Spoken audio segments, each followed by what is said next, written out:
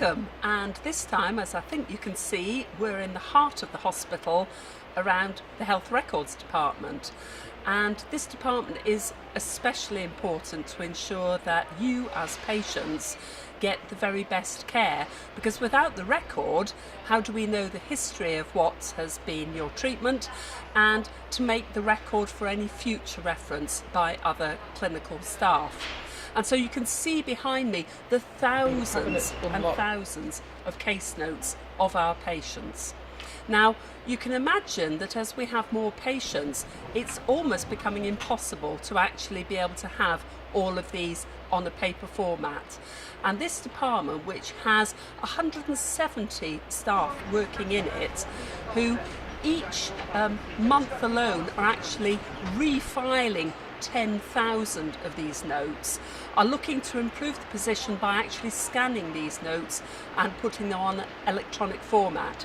So since that project of scanning started 2 years ago, they have scanned over 5 million different sets of notes, putting them on an electronic format there for our current clinicians to use, but also for future clinicians to reference and use. And along with other trusts in the country, we have just received our annual staff survey results. And I'm really pleased to be able to report that in most areas we are significantly improved over last year, and we're either at or above average in terms of our staff's responses to the annual questions. Now that's great news, but unfortunately there are still some areas that we need to do further work on, and they're really important areas because they're about appraisal. And it's important to understand that in terms of evidence, where staff feel that they've been engaged in an appraisal process where it's a two-way conversation between them and their supervisor or manager, they feel more fulfilled in their work, but they're able to actually then undertake exactly what is being required by us as an organisation. You will know from my previous podcast that we've recently had the Care Quality Commission coming on a planned and then following that unplanned inspections of the whole of our organisation. We're still waiting for the report back from them, which may be a couple of months yet, but in the meantime we actually know as part of our preparation that there are areas that we already want to improve upon. We just hope they're the same areas that will be identified in the report, and so it's something we've already started proactively working on, but we're really looking forward to receiving the report and being able to respond appropriately. And in terms of parking, I know from many of you this still remains a huge frustration when you come as patients or visitors onto our site, and I have to say that from the staff point of view it's equally a frustration. We just don't have enough car parking spaces, and probably never will have enough car parking spaces. So what we're trying to do is manage what we do have better. And there's a new enforcement policy that will be coming in at the beginning of April, but that will be about staff largely ensuring that they use the staff-only areas, which will then give our patients and visitors better opportunity to use the other car parks. We have over 500,000 cars coming on the site every year, and that is just for the patients, never mind adding in our staff and adding in visitors. It's a complex issue. Wherever possible, we try and encourage other means of transport, and there's certainly a park and ride system down in Hazel Grove which might be able to help, and there's also good public transport both by bus and a train service from Manchester that is close by. So wherever possible we do try and encourage alternatives to private car use, but understand that for some patients, visitors, that is really the only opportunity.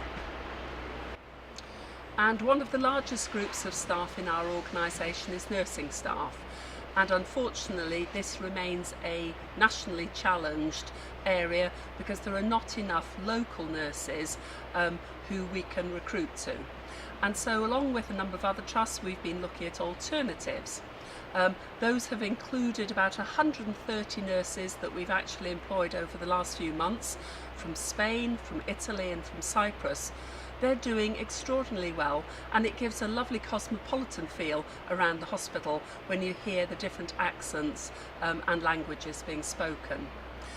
We have got an issue again nationally with use of agency nurses, which is where we use a private agency to fill any vacancies. Often those vacancies might be caused by unexpected ill health. So what we're trying to do is build up our own bank.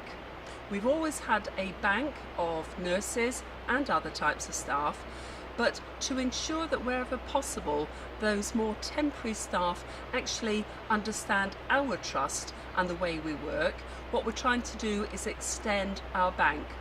And we've recently had commendations at national level for our work in improving the size and quality of our bank, and our Deputy Director of Nursing and Midwifery, Tyrone Roberts, has been leading on this project. So it's a really important area, because the more we can get consistently high quality nurses caring for our patients, the greater the opportunity for patient care to be improved and for outcomes for those patients and their experience to be improved as well. And then finally, I wanted to tell you about a new initiative. It's something called the Sabo Glove, and as a specialist stroke unit, we have a large number of stroke patients, and very often it's their hands that may become in some way harmed as a result of their stroke, and they don't have the strength in their fingers to be able to properly even move a door handle or to turn a lid of a jar. This Sabo glove, which apparently looks a bit like a gardening glove with bits of metal in it, is actually able to be used by our stroke sufferers, and it then gives them the ability to have the strength to actually undertake those dexterous movements that are needed with hands. We've got our first patient trialling it now, and it's going well, and it's something that we hope, if it works well, we'll be able to be there for all of our stroke patients who actually need this facility.